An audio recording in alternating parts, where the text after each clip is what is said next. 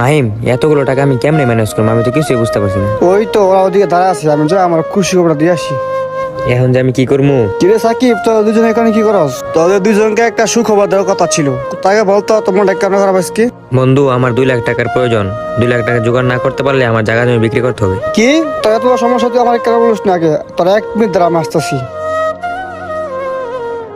সাকিব, এই ধর এখানে 2 লাখ টাকা আছে। আচ্ছা বন্ধু, তুই এত টাকা কোথায় পেলি? তোরা তো কিছু ভাবতে হইব না।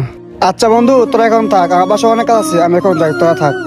আলহামদুলিল্লাহ বন্ধু, আমার সব টেনশন এখন মুক্ত হয়েছে। সাকিব ভাই, তুমি কি জানো না রাসেল ভাইয়ের বোনের বিয়া ঠিক হইছে? যা শূন্য আসো। তাহলে মনে হয় রাসেলে আমাদেরকে এই সুখবরটাই দিতে আসছিল। তাহলে মনে হয় রাসেলের বোনের বিয়ের টাকাটাই আমাদেরকে দিয়ে গেছে। চল তো দেখে আসি। কিরে রাসেল, তোর বোনের বিয়ের টাকাটা আমাকে দিলি?